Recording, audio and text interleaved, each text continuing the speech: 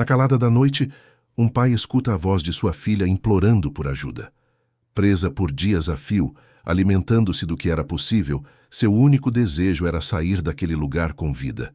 E ele moveria céus e terras para a resgatar. Se esta história lhe interessou, não se esqueça de subscrever o nosso canal e diga-nos de que cidade nos está a ver. Continuando, Rui Magalhães sempre soube o preço do sucesso. Aprendeu cedo que o mercado financeiro não tinha paciência com os fracos, não perdoava hesitações e não oferecia segundas oportunidades a quem pestanejava na hora errada. Aos 42 anos, ele construíra um império a começar do zero absoluto. Dormiu em sofás de escritórios partilhados.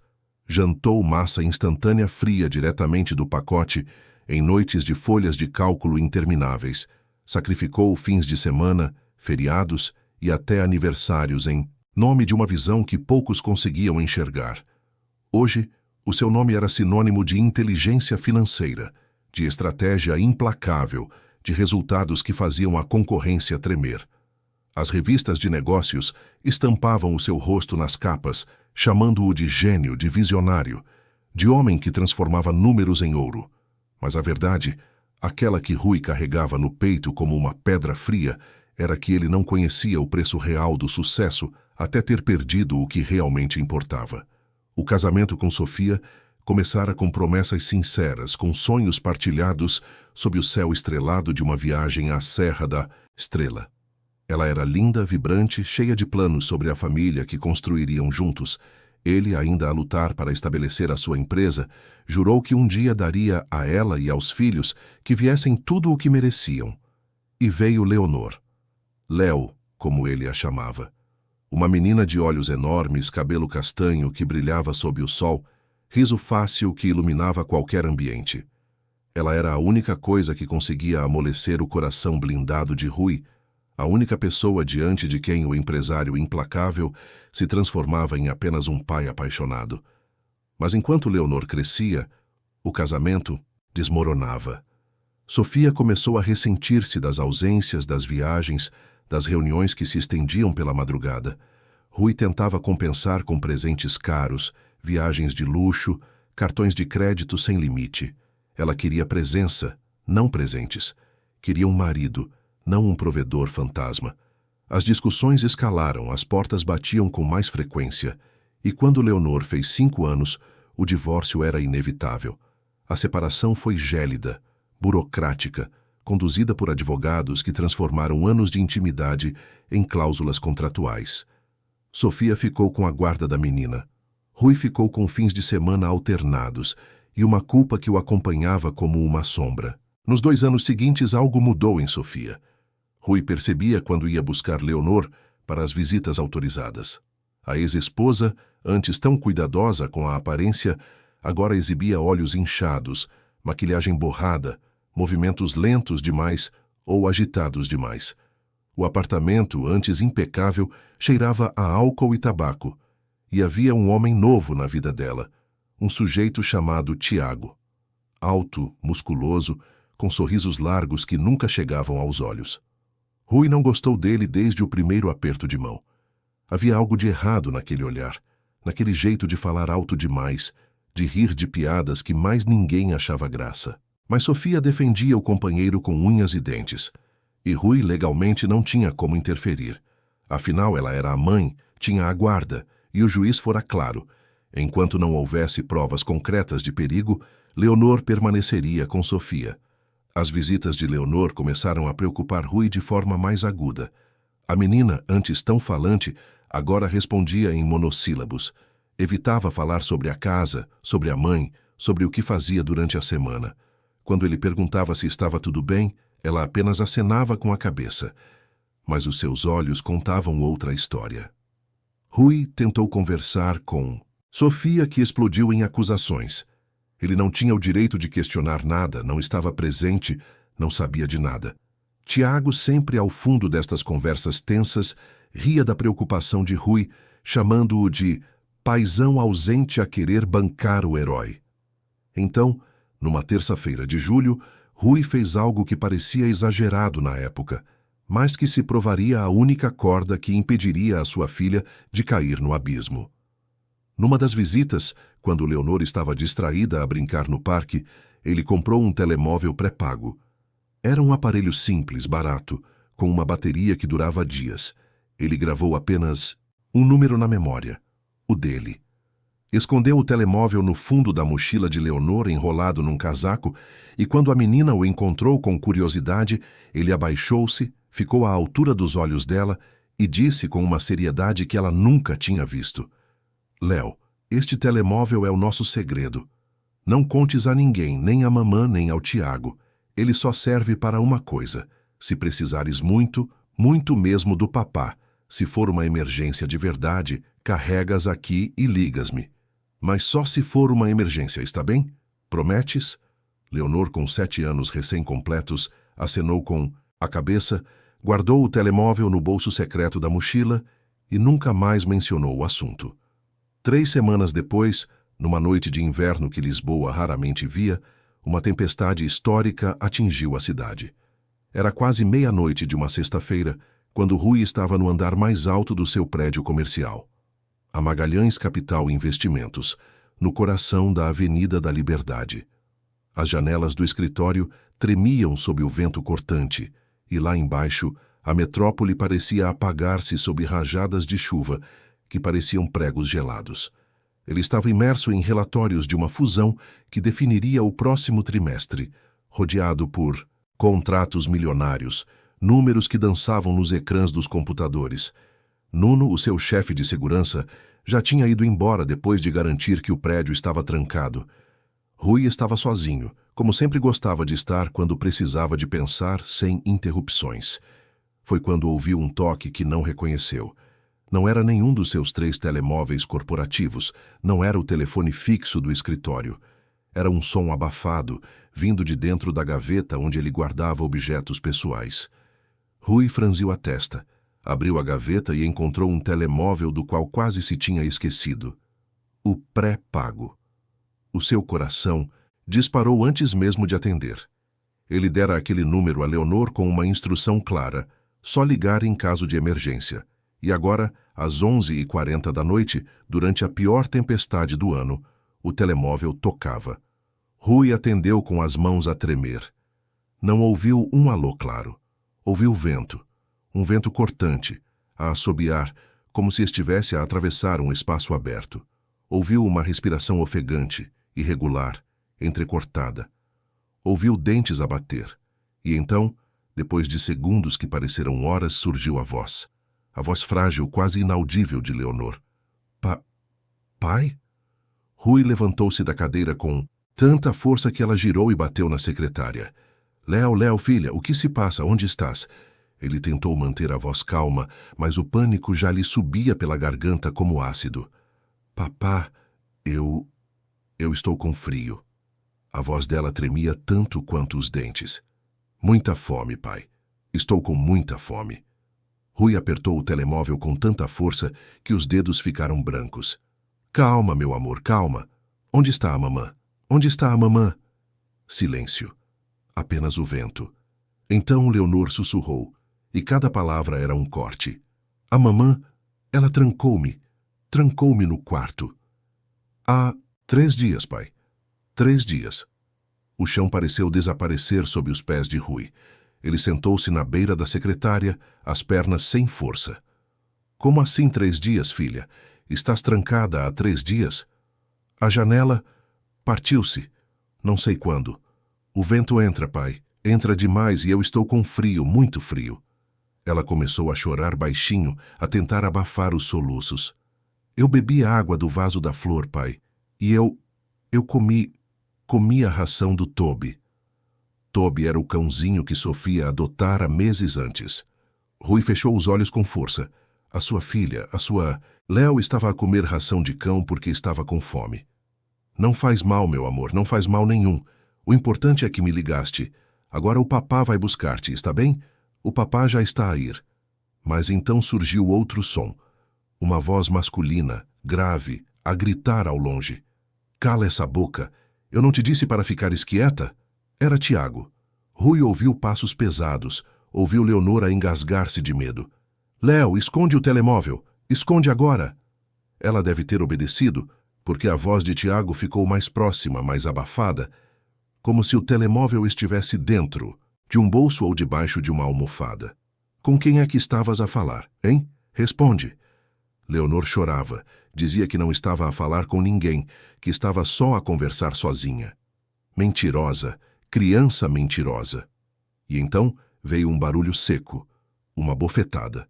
Rui ouviu o impacto, ouviu o grito abafado da filha. E a chamada caiu. O silêncio que tomou conta do escritório era o tipo de silêncio que precede terremotos. Rui ficou parado por exatos 3 segundos, o telemóvel ainda colado ao ouvido. O som daquela pancada a ecoar na mente como uma bomba. Então, algo nele simplesmente quebrou. Ele não era mais o CEO da Magalhães Capital, não era mais o empresário que calculava riscos e tomava decisões racionais. Ele era apenas um pai que acabara de ouvir a sua filha a apanhar. Rui carregou no botão do relógio inteligente, ativando a chamada direta para Nuno. Nuno, volta aqui, agora. É uma emergência. A Leonor está em perigo. Traz o carro blindado e encontra-me na garagem em 5 minutos. Ele pegou no casaco mais pesado que tinha no armário do escritório, vestiu um gorro de lã, desceu a correr pelas escadas de serviço porque não tinha paciência para esperar pelo elevador. Quando chegou à garagem, Nuno já lá estava, com o carro ligado, o motor a roncar. O que se passou, chefe? Rui entrou no banco do passageiro, a respirar como se tivesse corrido uma maratona. A Leonor, ela está trancada. Há 3 dias, na casa da Sofia, com a janela partida e aquele desgraçado a bater-lhe. Nuno apertou o volante e pisou fundo no acelerador. Então vamos buscá-la. A chuva era tão forte que os limpa-parabrisas mal conseguiam acompanhar. As ruas de Lisboa estavam alagadas, transformadas em rios turbulentos. Carros abandonados bloqueavam vias, árvores caídas forçavam desvios, mas Nuno conduzia com a precisão de quem conhecia cada esquina daquela cidade. Rui olhava pela janela sem ver nada. Tudo o que conseguia ver era o rosto de Leonor, os olhos enormes dela, a vozinha a pedir ajuda. A casa ficava na Lapa, num condomínio residencial de classe média alta. Rui pagara aquele imóvel como parte do acordo de divórcio. Era uma casa bonita, com jardim, portão automático, grade alta. Quando chegaram, o portão estava fechado.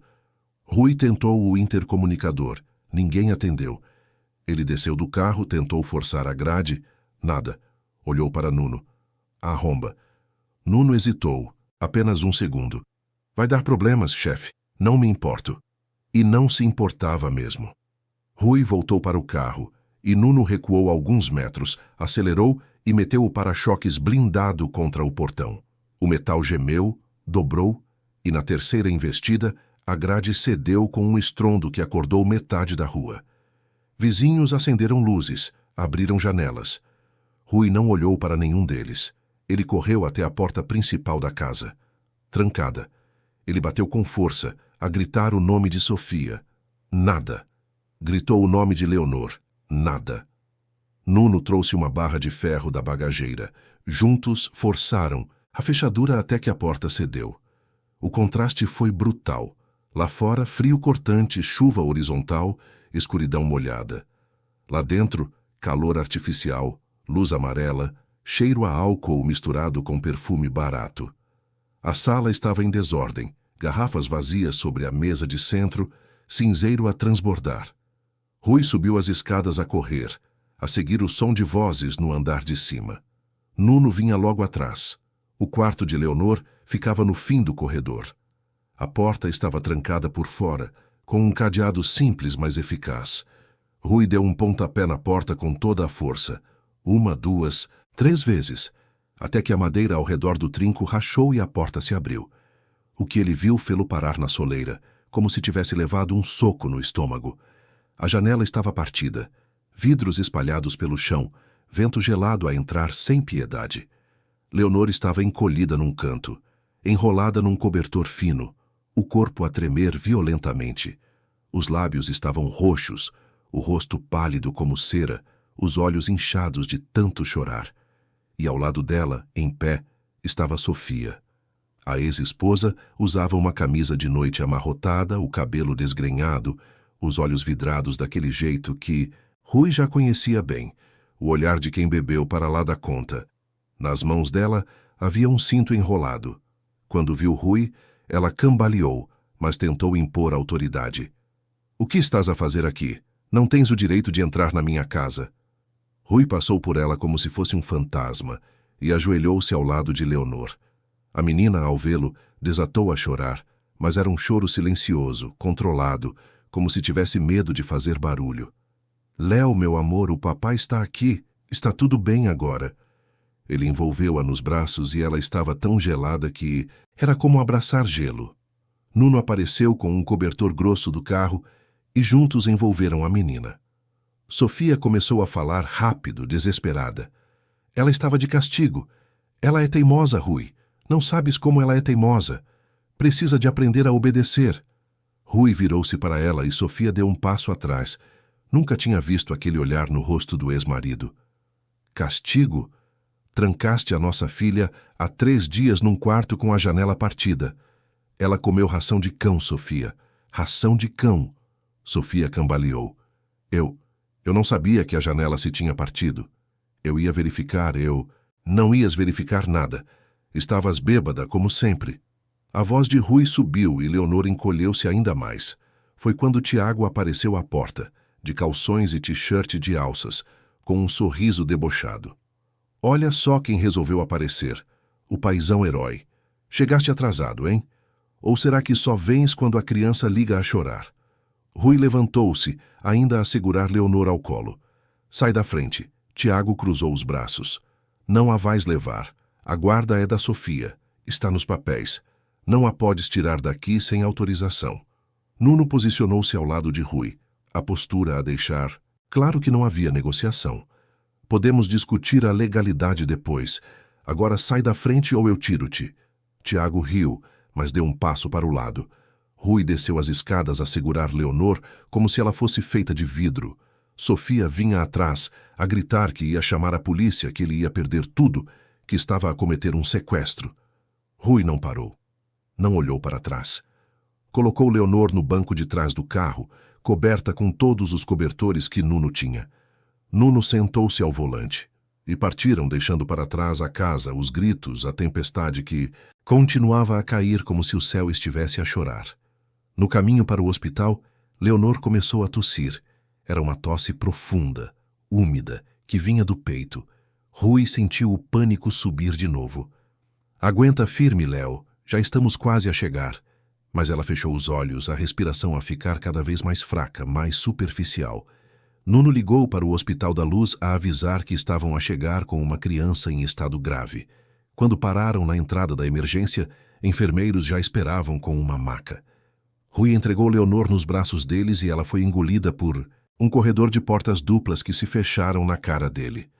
Uma enfermeira parou Rui antes que ele invadisse o bloco operatório. "Senhor, o senhor precisa de ficar aqui. Nós vamos cuidar dela." Rui ficou do lado de fora daquela porta de vidro, as mãos apoiadas no vidro frio, a assistir através da janela a equipa médica a trabalhar na sua filha. Tubos, máscaras, monitores a piscar, médicos a falar em códigos que ele não entendia. O tempo parou. Podiam ter sido 10 minutos ou 10 horas. Rui não saberia dizer. Ele só sabia que se Leonor não saísse dali, viva, nada mais importava. Nem a empresa, nem o dinheiro, nem a reputação, nada. Depois de uma eternidade, um médico saiu a tirar as luvas descartáveis. "Senhor Magalhães, sou o Dr. Manuel, pediatra de serviço. A sua filha está estável de momento, mas o quadro é sério.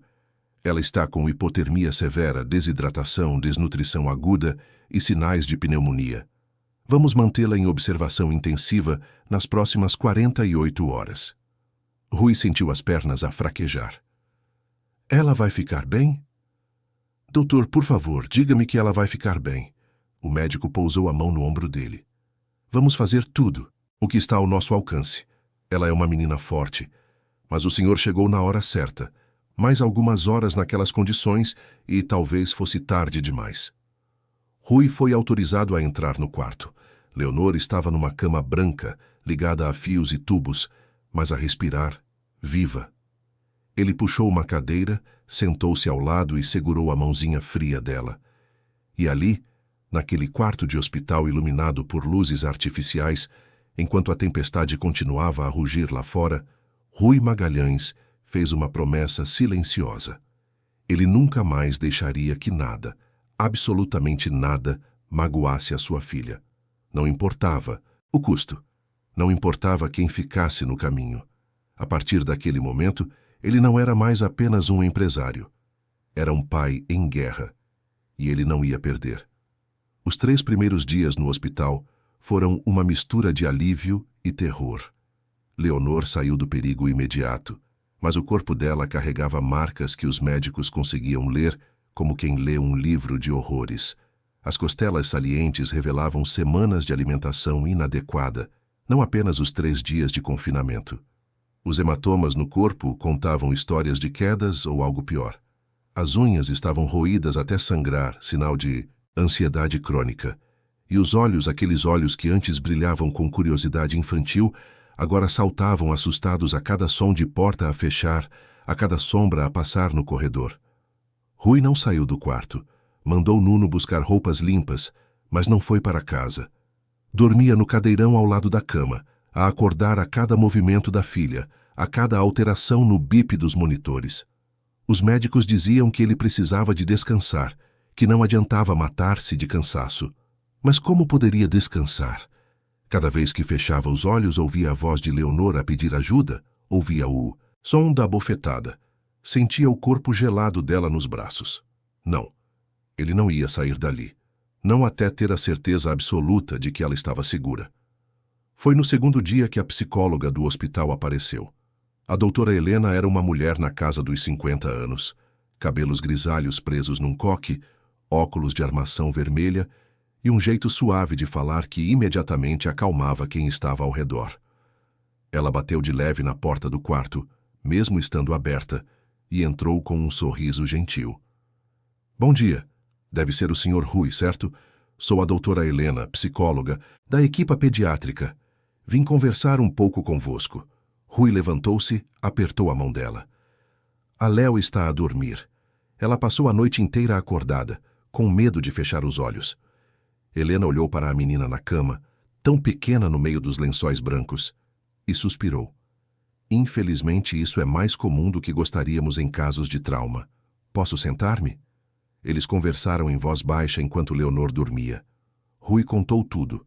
O divórcio, a mudança no comportamento de Sofia, a presença de Tiago, os sinais que ele deveria ter percebido antes, mas ignorou porque confiava na justiça, nos papéis, no sistema. Helena ouvia sem interromper, apenas acenando com a cabeça de vez em quando. Quando ele terminou, ela respirou fundo. Senhor Rui, o que a Leonor viveu não foi apenas negligência. Foi abuso psicológico e físico. Trancar uma criança por dias, privá-la de comida e segurança, expô-la ao frio extremo, isso causa danos profundos. Ela vai precisar de acompanhamento. E o senhor também. Rui franziu a testa. Eu? Doutora, eu não sou o problema aqui. Eu sei. Mas o senhor acabou de descobrir que a sua filha sofreu horrores enquanto o senhor estava a quilômetros de distância. Isso gera culpa, raiva, uma mistura de emoções que pode atrapalhar a recuperação dela se não for bem administrada. Rui ia responder quando Leonor começou a mexer-se. Ela acordou sobressaltada, a olhar ao redor com pânico, até que os olhos dela encontraram o pai. Pai, ainda estás aqui? A voz saía rouca, cansada. Rui foi até a cama. Segurou a mão dela. Claro que estou aqui. Não vou sair, Léo. Prometo. Ela olhou para Helena com desconfiança. A psicóloga sorriu. Olá, Leonor. O meu nome é Helena. Vim aqui só para conversar um bocadinho contigo. Tudo bem? Leonor olhou para o pai, como se a pedir autorização. Ele acenou com a cabeça.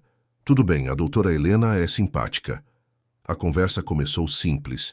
Helena perguntou sobre cores favoritas, desenhos animados, comidas preferidas. Leonor respondia com voz baixa, mas respondia.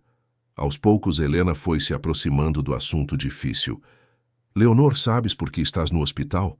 A menina olhou para as próprias mãos. Porque eu liguei para o papá. Eu não devia ter ligado. A mamã vai ficar muito zangada. Rui sentiu um nó na garganta. Léo, fizeste a coisa certa ao ligar. Não fizeste nada de errado. Leonor começou a chorar baixinho. Mas o Tiago disse que eu sou uma criança mentirosa, que ninguém ia acreditar em mim. Ele disse que se eu contasse alguma coisa a alguém, ele ia fazer coisas más. Helena trocou um olhar rápido com Rui. Leonor, o Tiago não está aqui. E ninguém aqui vai deixar que ele te faça mal. Estás segura.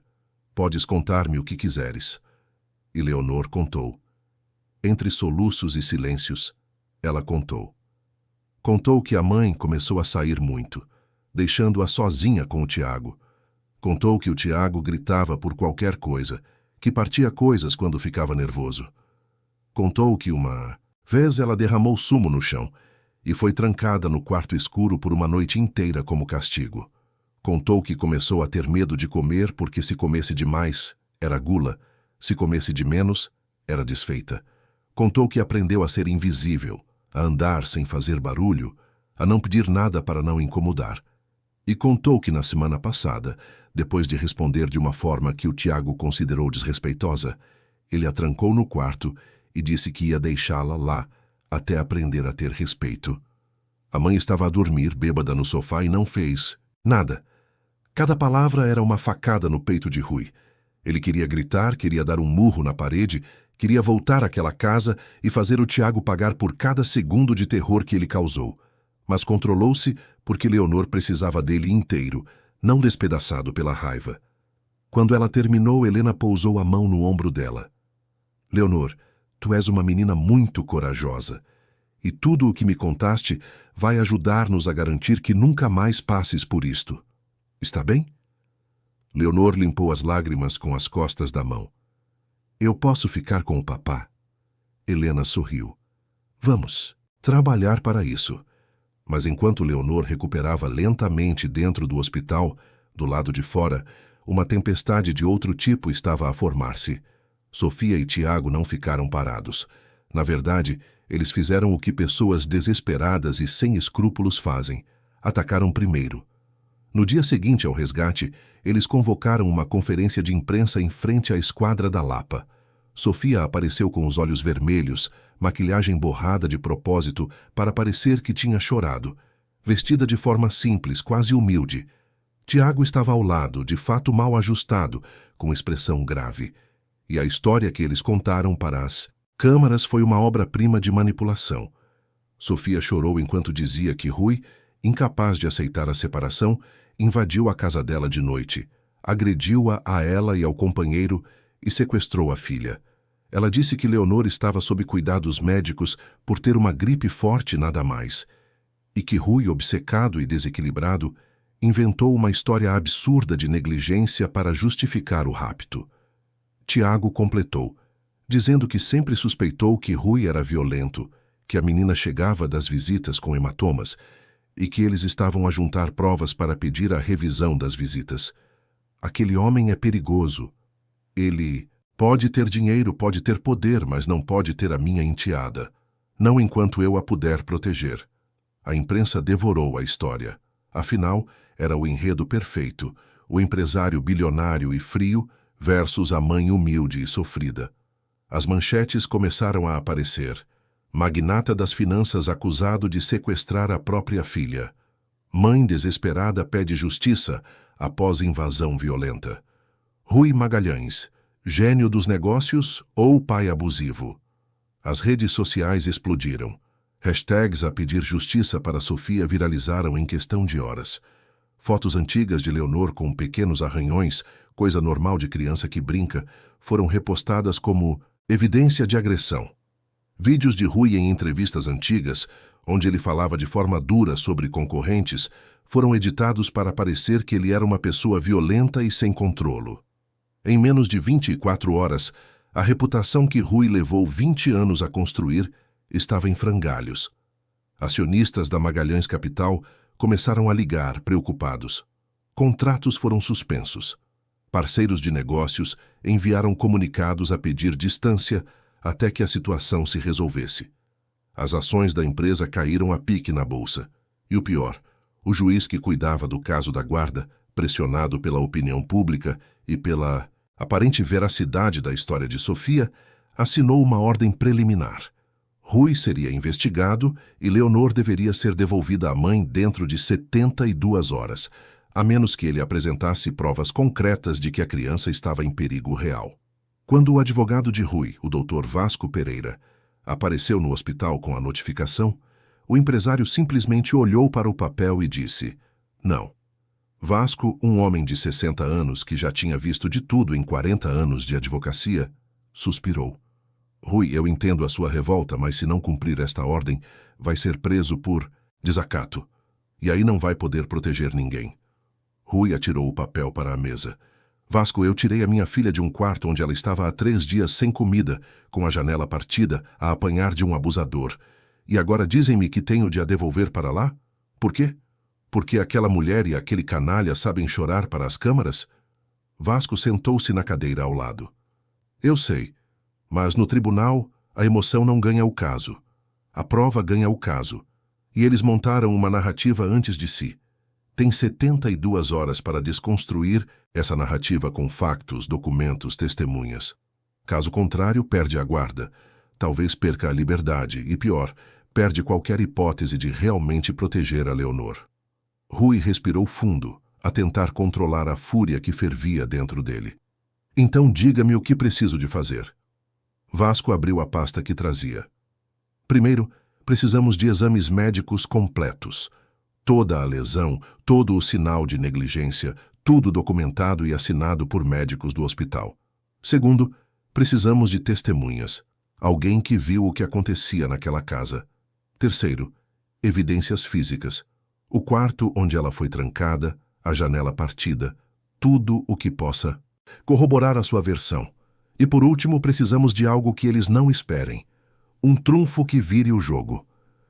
Foi então que Nuno entrou no quarto. Ele tinha uma pen na mão e uma expressão que Rui conhecia bem. Era a expressão de quem encontrou ouro. "Chefe, precisa de ver isto." Ele ligou a pen ao portátil que Vasco trouxera e abriu um ficheiro de vídeo. A imagem era tremida, gravada com telemóvel, mas clara o suficiente. Era uma gravação de segurança da casa na Lapa, das câmaras externas que Rui instalara anos antes, e que aparentemente Sofia nunca desligou. As imagens mostravam as últimas semanas. Mostravam Sofia a sair de madrugada, a cambalear bêbada, a ser carregada para dentro de casa por Tiago. Mostravam Tiago a gritar com Leonor no jardim, a menina encolhida, a tentar proteger-se. Mostravam o momento em que a janela do quarto dela foi partida por uma pedra que Tiago atirou durante uma discussão. E ninguém consertou. Rui assistiu a tudo em silêncio. Quando o vídeo terminou, ele olhou para Nuno. "Como conseguiste isto?" Nuno sorriu de canto. "Eu instalei estas câmaras, lembra-se? Tenho acesso remoto. Entrei no sistema, descarreguei tudo. É legal? Talvez. Não completamente. Mas é verdade? É." Vasco ajustou os óculos. "Isto pode ser contestado em tribunal, mas é um começo. Precisamos de mais." E foi aí que Rui se lembrou. "Dona Amélia." Vasco franziu a testa. "Quem?" "Amélia Santos. Ela foi a ama da Leonor por 4 anos, desde que a Léo nasceu até pouco depois do divórcio. A Sofia dispensou-a. Disse que não precisava mais de ajuda. Mas a Amélia adorava a Leonor. Se alguém sabe de alguma coisa, é ela." Nuno já estava a digitar no telemóvel. "Encontrei a morada dela. Zona Norte, Benfica. Quer que eu vá? Lá?" Rui abanou a cabeça. "Eu vou contigo." Mas antes de sair do hospital, ele entrou no quarto de Leonor. A menina estava acordada, a ver desenhos animados no tablet que uma enfermeira gentil lhe emprestara. Quando viu o pai, ela sorriu. Era um sorriso pequeno, frágil, mas era um sorriso. "Pai, para onde vais?" Rui sentou-se na beira da cama. Vou resolver umas coisas, Léo. Mas eu volto. Prometo que volto. Ela segurou a mão dele. Não me vais deixar ir embora com a mamã, pois não? Por favor, pai. A voz saía baixa, apavorada. Rui beijou a testa dela. Vou fazer tudo o que estiver ao meu alcance para te proteger. Tudo. Confias em mim? Leonor acenou com a cabeça. Confio. A casa de Dona Amélia era simples, um prédio estreito numa rua tranquila de Benfica. Rui tocou a campainha, e a porta foi aberta por uma senhora baixa de uns 60 e poucos anos, cabelos completamente brancos presos num coque, avental amarrado na cintura. Quando ela viu Rui, os seus olhos arregalaram-se. Senhor Rui, meu Deus, o senhor está bem? Rui percebeu que devia estar com uma aparência terrível. Barba por fazer, olhos fundos de cansaço, roupas amarrotadas. Dona Amélia, eu preciso de falar consigo, é sobre a Leonor. O rosto da senhora fechou-se. A Leonor, o que aconteceu com a minha menina? Posso entrar? Sentados na sala pequena, mas aconchegante, Rui contou tudo. A cada revelação, Dona Amélia levava as mãos ao rosto, soltava exclamações de horror. Quando ele terminou, ela estava a chorar abertamente. Eu sabia que alguma coisa estava errada. Depois que a senhora Sofia me dispensou, eu tentei ligar algumas vezes para saber da Léo, mas ninguém atendia. Uma vez passei em frente da casa, só para ver se conseguia ver a menina pelo portão, e aquele homem, o Tiago, viu-me e veio para cima de mim a gritar, a dizer que se eu aparecesse de novo, ele ia denunciar-me por perseguição. Rui inclinou-se para a frente. Dona Amélia, a senhora viu alguma coisa quando ainda trabalhava lá? Qualquer coisa que possa ajudar? A senhora hesitou a torcer as mãos no colo. Então levantou-se e foi até um aparador antigo no canto da sala. De dentro de uma gaveta, ela tirou uma moldura. Era uma foto da Leonor bebé, a rir ao colo de Dona Amélia. Mas quando ela virou a moldura de costas, Rui viu que tinha algo colado ali. Um pequeno cartão de memória, daqueles de máquina fotográfica colado com fita adesiva. Nos últimos meses que eu trabalhei lá, a senhora Sofia já estava diferente. A beber demais, a sair muito, aquele homem a começar a aparecer. E eu via coisas. Vi-o gritar com a Léo por ela ter deixado um brinquedo fora do lugar. Vi a senhora Sofia a empurrar a menina para o quarto e a trancar a porta quando ela estava contrariada. Vi a Léo a pedir comida e a ser ignorada. Então eu comecei a gravar, com o meu telemóvel escondido. Eu sabia que um dia alguém ia precisar de ver. Rui pegou no cartão de memória como se fosse o objeto mais precioso do mundo. Dona Amélia, isto pode salvar a minha filha, mas eu preciso que a senhora confirme tudo isto oficialmente, talvez em depoimento, talvez em tribunal. A senhora está disposta? Dona Amélia limpou as lágrimas. Senhor Rui, eu criei aquela menina como se fosse minha neta. Se for preciso enfrentar o mundo inteiro, eu enfrento. Só me diga onde e quando. Se estivesse no lugar de Rui, teria ido atrás das provas por conta própria ou teria esperado a justiça agir? Conte-nos nos comentários. De volta ao hospital, Rui entregou o cartão de memória a Nuno, que imediatamente começou a trabalhar com um especialista em recuperação de dados. Enquanto isso, Vasco preparava a documentação médica, colhia depoimentos de enfermeiros e médicos, montava a defesa. As horas passavam como areia entre os dedos, e a cada minuto que se aproximava do prazo final, a tensão aumentava. Rui sabia que tinha apenas uma oportunidade. Se falhasse, Leonor voltaria para aquele inferno, e ele talvez nunca mais conseguisse tirá-la de lá. Na noite do segundo dia, Nuno voltou com um portátil e uma expressão de vitória contida. Recuperei tudo, e é pior do que imaginávamos. Ele abriu os vídeos. Eram cenas filmadas às escondidas por Dona Amélia ao longo de meses. Mostravam Tiago a empurrar Leonor contra a parede, a berrar que ela era uma criança mimada e inútil. Mostravam Sofia completamente alcoolizada, a rir enquanto Tiago trancava a menina no quarto, a dizer que era para o bem dela. Mostravam Leonor a chorar, a pedir para sair, a bater na porta, a ser completamente ignorada. E o vídeo mais devastador mostrava Tiago a Admitir para Sofia que gostava de quebrar o espírito da menina, que era divertido vê-la com medo, que se ela crescesse fraca e submissa, seria mais fácil de controlar. Rui assistiu a tudo com os punhos cerrados, as unhas a cravar nas palmas das mãos. Vasco, ao lado, abanava a cabeça. Isto é ouro. Com isto não só garantimos a guarda, como vamos ver esses dois na cadeia. Mas Rui sabia que não era tão simples. Sofia e Tiago tinham a opinião pública do lado deles, tinham montado uma narrativa convincente. Apresentar as provas em tribunal fechado não seria suficiente. O mundo precisava de ver. O mundo precisava de saber que tipo de monstros se escondem atrás de sorrisos para as câmaras. E foi assim que nasceu o plano mais arriscado, mais ousado e talvez mais necessário que Rui já teve de executar. Um plano que envolveria não apenas justiça, mas também a exposição completa da verdade de uma forma que ninguém pudesse ignorar. Rui olhou para Nuno. Conheces alguém que perceba de transmissão ao vivo, certo? Alguém que possa configurar um sistema onde eu possa mostrar vídeos e áudios em tempo real para muita gente? Nuno sorriu. Conheço, mas estamos a falar de algo grande aqui, chefe. Algo que vai virar o jogo de vez. Está preparado para as consequências? Rui olhou pela janela do hospital, para a cidade iluminada lá fora, para o mundo que julgava sem conhecer os factos.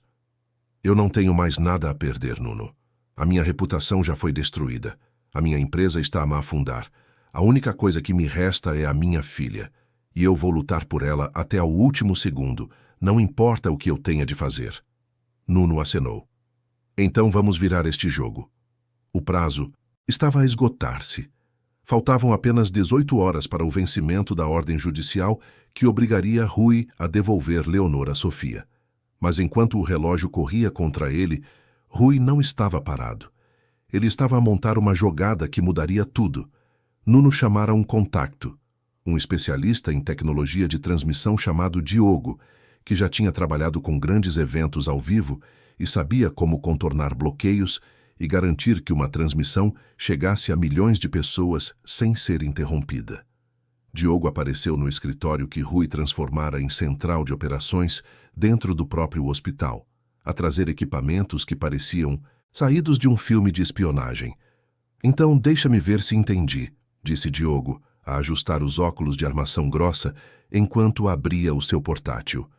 Você quer uma transmissão ao vivo que não possa ser derrubada, que chegue às redes sociais e também a ecrãs públicos da cidade e que mostre vídeos e áudios em tempo real. É isso? Rui acenou. Exatamente. E precisa de ser amanhã à noite. Diogo assobiou. Apertado, mas possível. Vou precisar de acesso a alguns sistemas de publicidade urbana, o que tecnicamente é invasão, mas imagino que a esta altura não esteja muito preocupado com pormenores técnicos. Rui sorriu sem humor. Preocupado com pormenores técnicos? Diogo, eu arrombei o portão da casa da minha ex-mulher com um carro blindado. Pormenores técnicos são o menor dos meus problemas agora. Enquanto Diogo trabalhava na parte técnica, Vasco cuidava da parte legal. Ele entrara com um pedido de providência cautelar, pedindo a suspensão da ordem de devolução da criança, argumentando novos factos e novas evidências. O juiz, pressionado de todos os lados, aceitou realizar uma audiência extraordinária, que aconteceria em 48 horas. Era tempo suficiente. Rui só precisava de garantir que, quando chegasse àquela sala de tribunal, não fossem apenas palavras contra palavras, mas sim a verdade inegável estampada para todos verem. Mas antes do tribunal havia outro palco, um palco que Rui montaria pessoalmente. Tiago tinha feito contato. Através de um número privado, ele enviou uma mensagem de áudio para o telemóvel de Rui, e a arrogância pingava de cada palavra. E então, paizão? Estás a achar que vais ganhar esta? Deixa-me dar-te um toque de realidade. Não vais. A Sofia tem a guarda, o juiz está do lado dela, a imprensa adora-a. Tu viraste o vilão da história. Mas eu sou um tipo razoável, então vou fazer-te uma proposta. Transferes 2 milhões para uma conta que eu te vou passar, e esquecemos esta história toda. A Sofia desiste do processo, ficas com a pirralha, toda a gente fica feliz. Pensa bem, Rui. 2 milhões não é nada para ti. Mas para mim, é o suficiente para começar uma vida nova longe daqui.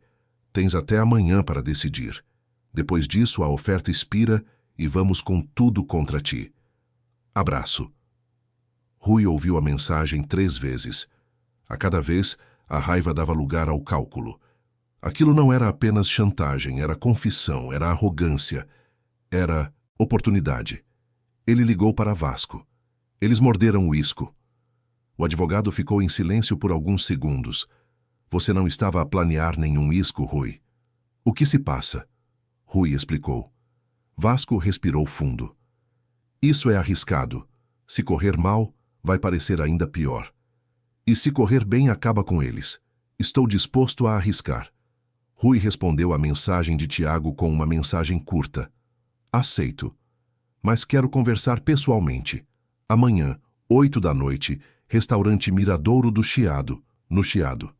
Só tu e a Sofia levam a primeira parte do dinheiro, acertamos os detalhes e fechamos negócio. Sem advogados, sem testemunhas, só nós os 3.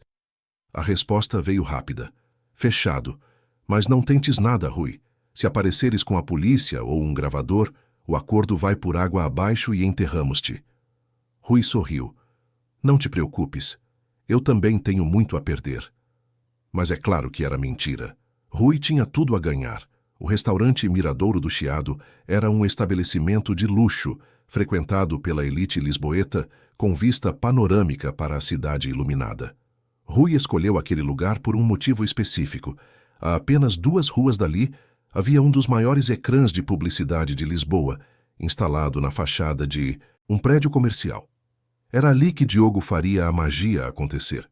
Na tarde anterior ao encontro, Diogo e Nuno subiram ao prédio com equipamentos disfarçados em mochilas de entrega, acederam ao sistema de controlo do ecrã através de uma falha de segurança que Diogo conhecia, e instalaram um transmissor que permitiria, no momento certo, substituir os anúncios por uma transmissão ao vivo.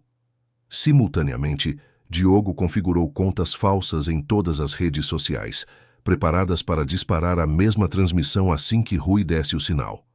Na noite do encontro, Rui vestiu-se com um fato impecável, azul marinho, camisa branca, gravata de seda, prateada. Parecia o empresário de sempre, confiante no controlo, mas havia um detalhe que ninguém veria. Presa na gravata, invisível a olho nu, estava uma microcâmara do tamanho de uma cabeça de alfinete, ligada via Bluetooth a um dispositivo no bolso interno do casaco. Tudo o que a câmara captasse seria transmitido em tempo real para o sistema de Diogo. Nuno estava posicionado num carro na rua, a monitorizar tudo. Diogo estava no apartamento de um amigo, com acesso a todos os sistemas. E Vasco estava no escritório, a preparar os documentos para o tribunal do dia seguinte, caso o plano falhasse. Rui chegou ao restaurante às 7h45. Pediu uma mesa discreta de canto, mas com boa iluminação. Pediu água, recusou o menu. Esperou. Às 8h10, Sofia e Tiago chegaram. Ela estava diferente. Maquilhagem pesada, vestido justo, salto alto, uma versão glamourosa de si mesma que contrastava brutalmente com a mulher chorosa e simples das entrevistas. Tiago, ao lado dela, usava um fato barato, mas vinha com o peito estufado, como se fosse dono do lugar. Eles sentaram-se à frente de Rui. Nenhum cumprimento. Apenas olhares avaliadores. Tiago foi direto ao assunto. Trouxeste o dinheiro? Rui tirou do bolso um envelope grosso. Primeira parcela, 500 mil em dinheiro. O resto eu transfiro assim que assinarmos um papel a desistir do processo. Sofia pegou no envelope, abriu, passou os dedos pelas notas. Um sorriso surgiu no canto dos lábios. Eu sempre soube que eras esperto, Rui. Sempre soube que na hora da verdade escolherias o caminho mais fácil. Rui forçou um sorriso. Sofia, aprendi que às vezes é melhor pagar para ter paz. Mas antes de fecharmos isto, quero ter a certeza de que estamos entendidos. Vocês pegam no dinheiro, saem da vida da Leonor e nunca mais aparecem, correto? Tiago recostou-se na cadeira, pegou no copo de uísque que pedira e tomou um gole longo. Olha, Rui, vou ser sincero contigo. A Sofia aqui nunca quis muito ser mãe. A Leonor foi mais um acidente do que uma escolha, não é, amor? Sofia deu de ombros. É verdade. Eu achei que ia ser diferente, que ia sentir aquela ligação, sabes? Mas não senti. A menina é um peso. Dá trabalho, reclama, sempre quer atenção. Se não fosse a pensão que pagas, eu já a tinha mandado para um colégio interno ou para cá. Tua mãe. Rui apertou os dedos ao redor do copo de água. Então vocês estão a dizer-me que ficaram com a guarda dela só por causa do dinheiro? Tiago riu. Óbvio. Achas que íamos aguentar aquela chorona por quê? Por amor maternal? Por favor. Mas aí tu resolveste bancar o herói, invadiste a casa, levaste a menina. Precisávamos de reverter a situação. E a melhor forma de fazer isso era tu virares o vilão. Foi até fácil. Um choradinho aqui, uma foto ali e pronto. Opinião pública do nosso lado. Sofia completou a voz pastosa de quem já tinha bebido antes de chegar. E funcionou. Tu viraste o monstro. Nós viramos as vítimas. Foi divertido, na verdade. Ver-te, o todo-poderoso Rui Magalhães, a debater-se como um peixe fora d'água. Rui respirou fundo. Estava a funcionar. Eles estavam a expor-se, a dizer tudo o que ele precisava de ouvir. Mas precisava de mais. Precisava que eles confessassem o que realmente importava. E o quarto? Trancar a Leonor daquele jeito, deixá-la passar frio, fome, isso fazia parte da educação? Tiago inclinou-se para a frente, os olhos a brilhar com uma maldade que ele nem tentava esconder. Aquela menina precisava de aprender a ter respeito. Criança mimada, acostumada a ter tudo. Eu só lhe ensinei que o mundo não gira em torno dela. Trancar no quarto, deixar sem jantar, essas coisas funcionam. Ela parou de responder, parou de reclamar. Ficou quietinha, do jeito que eu queria. Rui sentiu a bile subir-lhe pela garganta. Tu bateste-lhe. Não era uma pergunta, era uma afirmação. Tiago deu de ombros. Umas palmadas aqui e ali. Nada demais. Criança que não apanha vira marginal. Eu estava a fazer-lhe um favor. Mas tu, com a tua mania de superproteção, não entendes isso. Sofia riu, uma risada alta, desagradável. Rui, tu és patético. Sempre foste. A achar que o dinheiro resolve tudo, que podes comprar a filhinha de volta. Mas a verdade é que nunca estiveste lá. Eu estava. E se eu escolhi deixar o Tiago educá-la à maneira dele, o problema é meu, não teu. Foi o suficiente. Rui tocou discretamente no pequeno botão escondido na lateral da gravata, ativando a transmissão. No carro, Nuno viu o ecrã do tablet acender. No apartamento, Diogo viu o sinal chegar. Em segundos, a imagem e o áudio daquela mesa no restaurante Miradouro do Chiado estavam a ser transmitidos ao vivo. O ecrã, gigante que segundos antes mostrava um anúncio de um carro, piscou, mudou e de repente exibia a cena do restaurante. Transeuntes na rua pararam, a olhar para cima. Que raio é isto? Alguém perguntou. Outros pegaram nos telemóveis, começaram a filmar. Nas redes sociais, as contas preparadas por Diogo começaram a disparar o link da transmissão. Ao vivo, a verdade sobre o caso Leonor Magalhães. Em poucos minutos, centenas de pessoas estavam a assistir. Em 10 minutos, milhares. Em 15, dezenas de milhares. A transmissão espalhou-se como fogo em mato seco. Grupos de WhatsApp, stories de Instagram, tweets, posts de Facebook, tudo inundado com aquele vídeo. E o que as pessoas estavam a ver e a ouvir era devastador. Estavam a ver Sofia a admitir que nunca quis a filha, que a menina era um peso. Estavam a ouvir Tiago a confessar que a trancou, bateu, humilhou. Estavam a assistir em tempo real à confissão de 2 monstros que tinham manipulado a opinião pública. No restaurante, Rui continuava a conversa, a mantê-los a falar. E se eu não tivesse ido buscar a Leonor naquela noite? O que teria acontecido? Tiago tomou mais um gole de uísque. Ela provavelmente teria ficado mais uns dias lá, até aprender a lição. Ou até nos cansarmos e abrirmos a porta, tanto faz. Sofia riu de novo. Sabes o que é engraçado, Rui? Tu achas que a salvaste. Mas nós íamos soltá-la de qualquer maneira. Só estávamos a ensinar. Tu é que exageraste, como sempre. Rui sentiu uma calma fria tomar conta de si. Vocês são monstros. Sabem disso? Tiago ergueu o copo, como se fizesse um brinde. Monstros que estão a ficar 2 milhões mais ricos. Então está a valer a pena. Mas então Sofia percebeu algo estranho. Pessoas no restaurante estavam a olhar para eles. Não olhares discretos. Olhares de choque, de horror. Algumas pessoas seguravam os telemóveis apontados para a mesa deles. Um empregado de mesa passou apressado, a sussurrar para o gerente. O gerente olhou para a mesa de Rui com uma expressão que misturava medo e raiva. Sofia franziu a testa. Rui, o que se passa? Rui recostou-se na cadeira, o sorriso finalmente verdadeiro. O que se passa, Sofia, é que a cidade inteira acabou de ouvir tudo o que vocês disseram nos últimos 15 minutos. O rosto de Tiago perdeu a cor. Do que estás a falar? Rui tirou o telemóvel do bolso, abriu uma rede social, mostrou-lhes. O ecrã exibia a própria mesa deles ao vivo, com milhares de comentários a rolar. Prendam esses monstros. Como é possível fazer isto a uma criança? Que casal nojento! Sofia agarrou no telemóvel, os olhos arregalados de pânico. Tu estavas a gravar? A gravar e a transmitir, ao vivo, para toda a gente. E olhem só, tem até um ecrã gigante bem ali na Avenida da Liberdade a mostrar-vos a confessar tudo.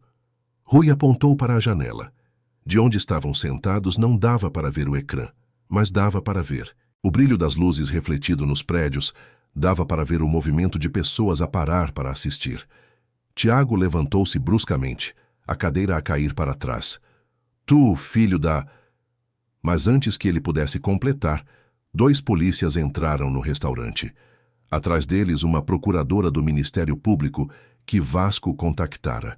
Ela fora alertada por Diogo assim que a transmissão começou e estava a assistir a tudo juntamente com metade da cidade. Tiago Henrique Costa e Sofia Magalhães estão detidos por associação criminosa, extorsão, maus tratos infantis e falsidade ideológica. A procuradora recitou os direitos deles enquanto os polícias os algemavam. Sofia chorava, mas não eram mais as lágrimas calculadas das entrevistas. Eram lágrimas de pânico real. Rui, pelo amor de Deus, desliga isso, desliga!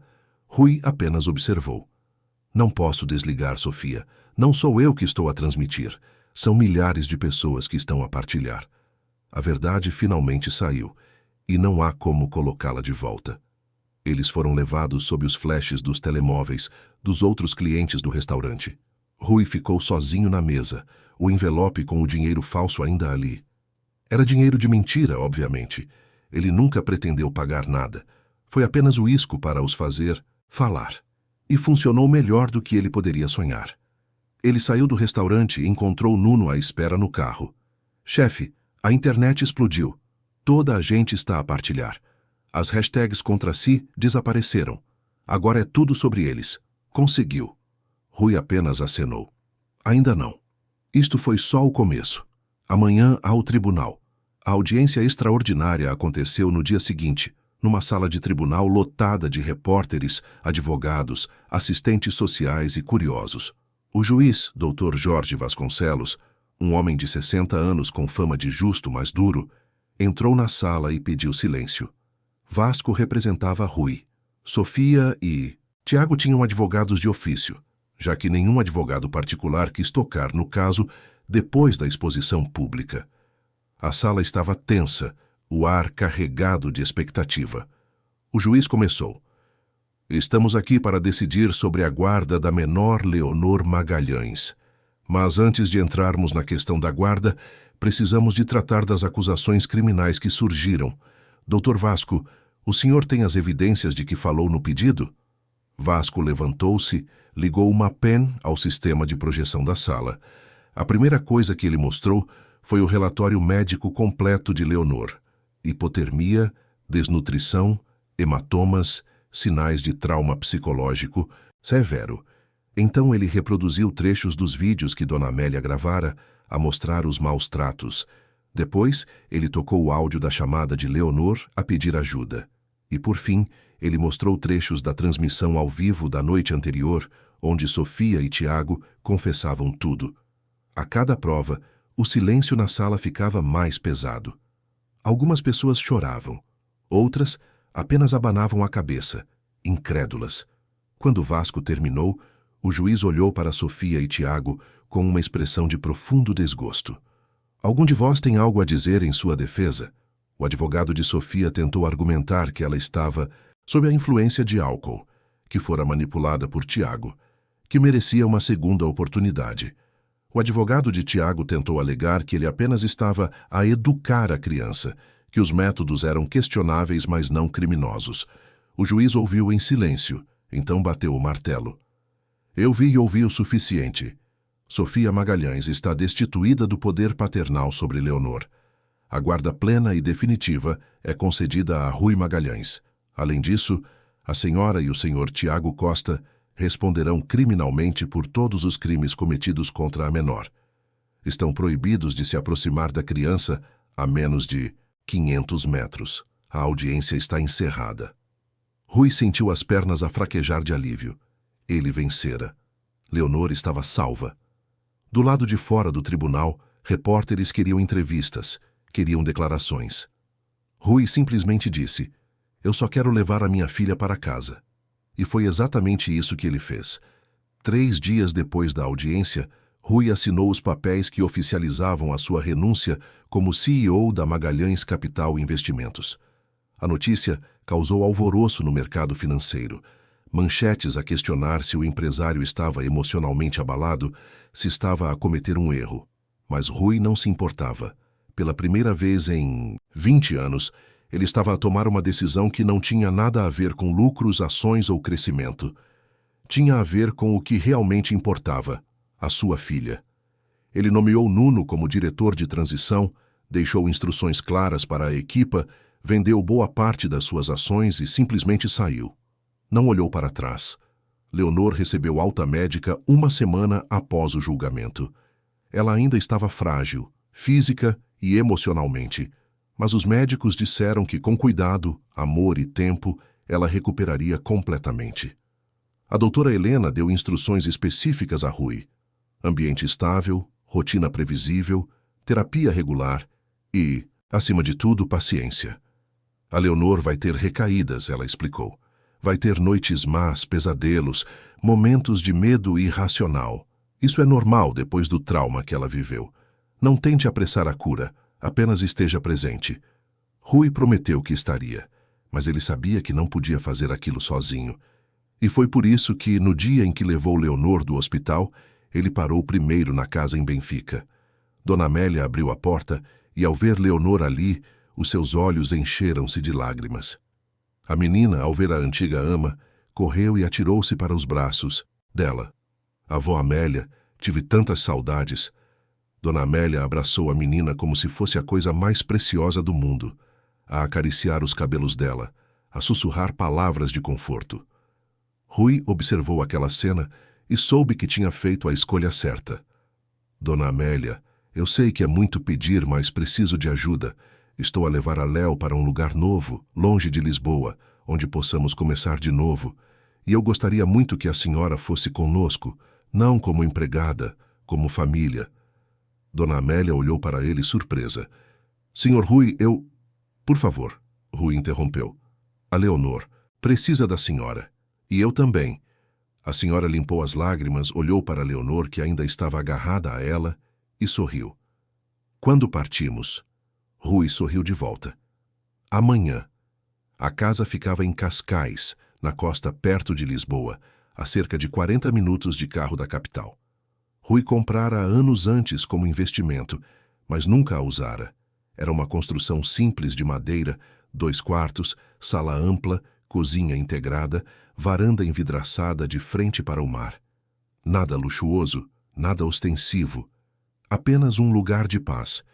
Tinha um pequeno jardim nas traseiras, uma cerca baixa, um portãozinho branco que nunca ficava trancado e o som constante das ondas a quebrar na areia. Era o oposto completo do apartamento gelado e luxuoso onde Leonor vivera com a mãe, e do escritório envidraçado no alto da Avenida da Liberdade, onde Rui passara tantos anos. Quando chegaram, já era fim de tarde. O sol punha-se no horizonte, atingir o céu de laranja, rosa e roxo. Leonor desceu do carro devagar, a olhar ao redor com olhos arregalados. Ela nunca tinha visto o mar de verdade, apenas em fotos. Pai, isto é real? Rui pegou na mão dela. É real, Léo. E é nosso, o nosso novo lar. Dona Amélia já estava a tirar as malas da bagageira, mas parou ao ver a expressão da menina. Era uma mistura de maravilhamento e medo. Maravilhamento pela beleza do lugar, medo de que aquilo pudesse ser-lhe tirado a qualquer momento. Os primeiros dias foram de adaptação. Rui e Dona Amélia trabalharam juntos para tornar a casa acolhedora. Compraram móveis simples, mas confortáveis, penduraram cortinas leves que deixavam a luz do sol entrar, encheram a cozinha com comida de verdade. Não aquelas refeições prontas de restaurante caro, mas arroz, feijão, frango, legumes, coisas que Dona Amélia sabia cozinhar e que enchiam a casa com cheiros que lembravam um lar. O quarto de Leonor foi decorado com cuidado. Paredes pintadas de amarelo claro, cama com lençóis floridos, prateleiras com livros e alguns brinquedos novos. Mas a parte mais importante foi a iluminação. Rui instalou pequenas luzes de LED ao redor do teto, a criar um efeito de céu estrelado. Deixou um candeeiro na mesa de cabeceira que ficaria sempre aceso durante a noite e colocou um regulador de intensidade para que Leonor pudesse controlar a luz, nunca ficando no escuro completo. Mas mesmo com todo o cuidado, as noites eram difíceis. Leonor acordava a gritar, a dizer que estava trancada, que ninguém a ia buscar. Rui corria para o quarto, acendia todas as luzes, pegava na menina ao colo e repetia, sempre as mesmas palavras. Estás segura, ninguém te vai trancar. O papai está aqui, sempre vai estar. Algumas vezes ela acalmava-se em minutos, outras levava horas. Rui nunca demonstrava impaciência, nunca suspirava de cansaço, apenas ficava ali a segurar a filha, a deixá-la saber que não estava sozinha. Dona Amélia foi fundamental neste processo. Ela tinha uma paciência infinita e uma capacidade de transformar momentos difíceis em oportunidades de cura. Quando Leonor recusava comida por medo de que não houvesse mais depois, Dona Amélia não forçava.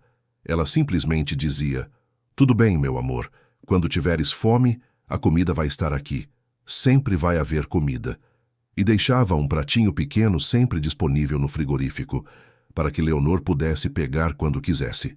Aos poucos, a menina foi entendendo que aquilo era verdade, que não precisava de esconder pão debaixo da almofada, que não precisava de comer às escondidas, que a comida não ia desaparecer.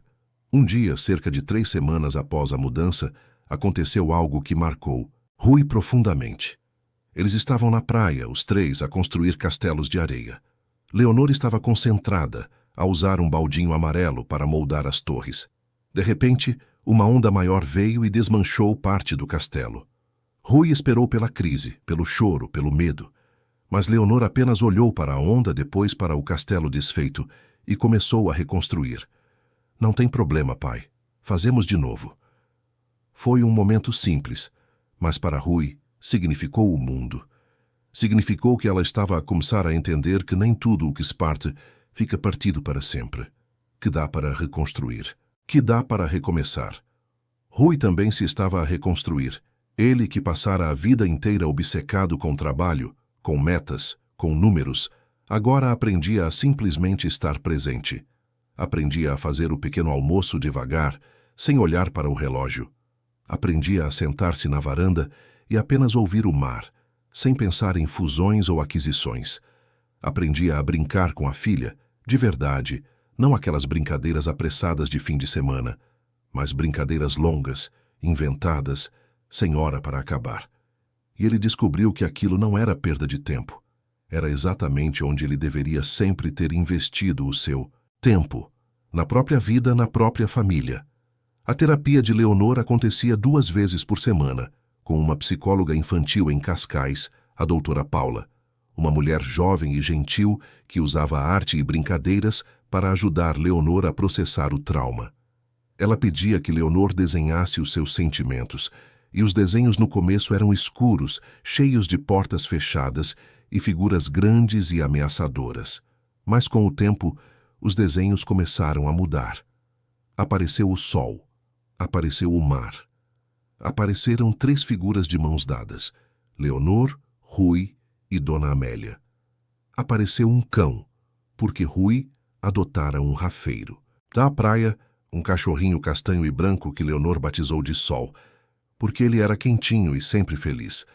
3 meses depois da mudança, Rui decidiu que era hora de fazer algo especial. O aniversário de 8 anos de Leonor estava a chegar, e ele queria que fosse uma celebração de verdade. Não apenas da idade dela, mas do recomeço de ambos. Ele organizou uma festa simples no jardim da casa. Convidou alguns vizinhos, crianças da escola nova onde Leonor começara a estudar, a doutora Paula e, claro, Nuno, que se tornara um tio honorário e visitava sempre que podia. Dona Amélia fez um bolo caseiro de chocolate, decorado com flores de chantilly amarelas. Rui montou um churrasco improvisado com a ajuda de um vizinho e Leonor, pela primeira vez desde que ele se lembrava, ria alto, brincava com outras crianças, sem aquele olhar assustado de quem espera punição a qualquer momento. No meio da festa, quando o sol já começava a pôr-se, Rui pediu atenção. Ele tinha algo para dar a Leonor. Ele trouxe uma caixinha de veludo azul, pequena, delicada. Leonor abriu com cuidado e lá dentro havia um colar. Era um fio de prata fino e pendurada nele uma chave. Uma chave pequena, de ouro, trabalhada com detalhes delicados. Leonor olhou para o pai confusa. É uma chave, pai, mas de quê? Rui ajoelhou-se à altura dela, segurou as mãos da menina. Esta chave não abre nenhuma porta específica, Léo. Esta chave é um símbolo. Significa que nunca mais vai ser trancada. Nunca mais vai ser prisioneira de nada nem de ninguém. Esta chave é a tua liberdade. É a promessa de que daqui para a frente tu escolhes onde queres estar, o que queres fazer, como queres viver. E eu vou estar aqui para garantir que sempre tenhas essa escolha. Leonor olhou para o colar, depois para o pai, e lágrimas começaram a escorrer pelo rosto dela. Mas não eram lágrimas de tristeza, eram lágrimas de alívio, de gratidão, de esperança. Ela atirou os braços ao redor do pescoço de Rui e sussurrou no ouvido dele: Obrigada por não desistires de mim, pai. Rui apertou a filha nos braços, a sentir o próprio coração a encher-se de uma felicidade que ele não sabia que era possível sentir. Eu nunca vou desistir de ti, Léo, nunca. Os meses seguintes foram de crescimento para ambos. Leonor começou a destacar-se na escola, a fazer amigos, a participar em atividades, a descobrir que era boa em desenho e em contar histórias.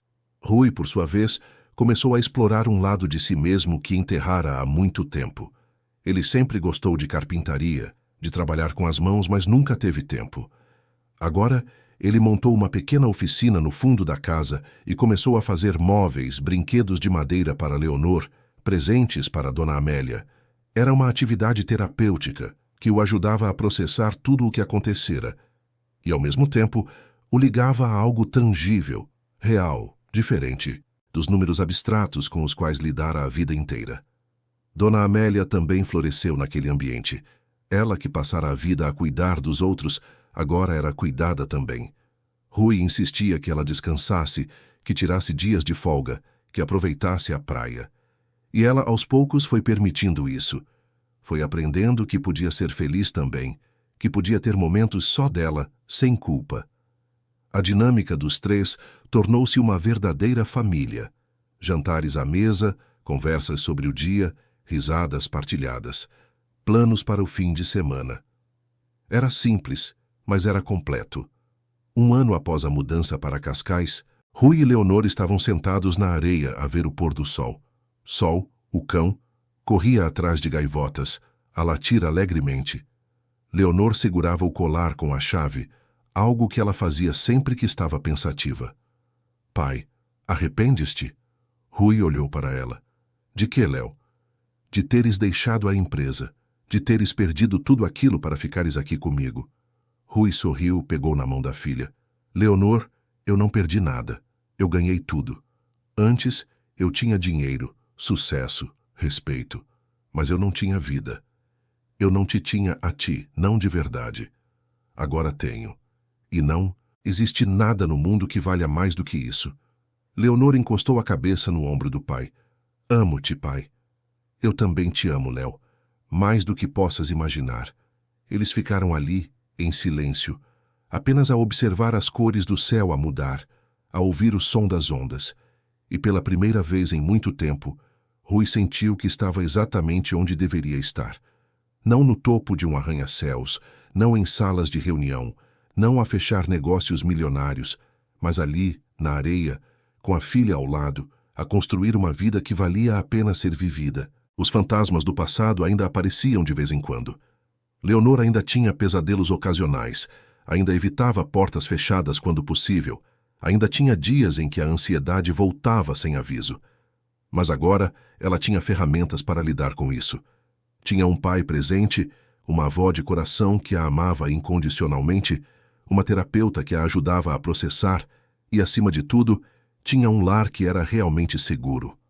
Um lugar onde as luzes nunca se apagavam completamente, onde as portas nunca eram trancadas por fora, onde o amor não era condicional nem ameaçador. Quanto a Sofia e Tiago, eles enfrentaram as consequências dos seus atos. Sofia foi condenada por negligência e maus tratos, além de perder definitivamente qualquer direito sobre Leonor. Tiago recebeu uma sentença mais pesada por agressão e extorsão. Rui não sentiu prazer com isso. Não sentiu vingança satisfeita. Apenas sentiu que a justiça, mesmo que tardia, fora feita. E, mais importante, sentiu que Leonor estava protegida, que aquelas pessoas nunca mais poderiam magoá-la. Nuno visitava todos os meses, a trazer notícias da empresa que estava a recuperar sob nova gestão. Ele sempre insistia que Rui voltasse, que assumisse pelo menos um papel consultivo. Mas Rui sempre recusava com um sorriso. Aquele capítulo da minha vida acabou, Nuno. Eu tenho um novo agora, e este novo é muito melhor. Nuno entendia. Na verdade, ele até invejava um pouco. Ver a transformação de Rui, ver a felicidade genuína no rosto dele, fazia Nuno questionar as suas próprias prioridades. E numa das suas visitas ele confessou: chefe, você inspirou-me. Estou a pensar em reformar-me, passar mais tempo com a minha família também. A vida é curta demais para ser vivida em escritórios. E assim os anos foram passando. Leonor cresceu, tornou-se uma adolescente criativa, inteligente, com sonhos próprios. Ela nunca esqueceu o que passou, mas não deixou que aquilo a definisse. Usou a sua história para ajudar outras crianças, começou a fazer trabalho voluntário em abrigos, desenhava e pintava quadros que vendia para angariar fundos para instituições de proteção infantil. Rui observava-a com um orgulho que não cabia no peito. Aquela menina que ele resgatara de um quarto gelado e escuro tornara-se uma luz para outras pessoas. Tornara-se exatamente o que o nome dela significava: Leonor, a que traz luz. Uma noite, já com Leonor a ter 15 anos, ela e Rui estavam na varanda, como faziam frequentemente. Ela estava a estudar para um teste e ele estava a ler um livro, algo que começara a fazer mais depois que deixou o mundo corporativo. Leonor fechou o caderno e olhou para o pai. Pai, sabes que eu nunca te agradeci direito, pois não? Rui levantou os olhos do livro. Agradecer por quê? Por me teres salvo, por teres arriscado tudo, por teres escolhido ficar. Rui pousou o livro de lado, olhou para a filha com seriedade. Léo, eu não te salvei porque sou um herói. Eu salvei-te porque sou teu pai e não havia outra opção. Tu és parte de mim, e se eu tivesse de fazer tudo de novo, tomaria as mesmas decisões sem hesitar. Leonor sorriu. Aquele sorriso que agora era livre, sem medo, sem peso. Mesmo assim, obrigada. Por tudo. Rui levantou-se, foi até a filha e beijou o topo da cabeça dela. Não precisas de agradecer. Apenas continua a ser essa pessoa incrível que és. É tudo o que eu sempre quis. E assim termina esta história. Não com um final de contos de fadas perfeito, porque a vida real não é assim. Mas com um final verdadeiro, onde o amor vence, onde a coragem é recompensada, onde a redenção é possível. Rui Magalhães, o empresário que tinha tudo e nada ao mesmo tempo, Descobriu que o verdadeiro sucesso não se mede em números ou contratos, mas em abraços e risadas, em jantares partilhados e noites de conversa, em ser o porto seguro de alguém que se ama mais do que a própria vida. E Leonor, a menina que viveu o pesadelo de ser trancada, esquecida e magoada, aprendeu que nem toda a porta fechada fica fechada para sempre, que existe luz depois da escuridão e que há pessoas dispostas a atravessar tempestades para nos resgatar. Ela carrega consigo, até hoje, aquela chave de ouro no pescoço. Não porque precisa dela para abrir portas, mas porque ela a lembra, todos os dias, de que é livre. Livre para ser quem quiser. Livre para amar e ser amada. Livre para viver sem medo. E toda a vez que o sol se põe em Cascais, atingir o céu daquelas cores impossíveis, Rui e Leonor sentam-se na varanda, lado a lado, e apenas existem. Sem pressa, sem pressão, sem medo do amanhã. Porque construíram juntos um lar onde há sempre luz, sempre amor, e sempre a esperança de que, não importa quão escura a noite tenha sido, o sol nasce sempre no dia seguinte. Queridos ouvintes, esperamos que a história de Rui e Leonor tenha tocado o seu coração. Se emocionou, clique no botão de gostei, subscreva o canal e conte-nos nos comentários o que mais o marcou. Todos os dias trazemos histórias intensas como esta, que revelam o lado mais profundo da alma humana. Esperamos por si no próximo episódio.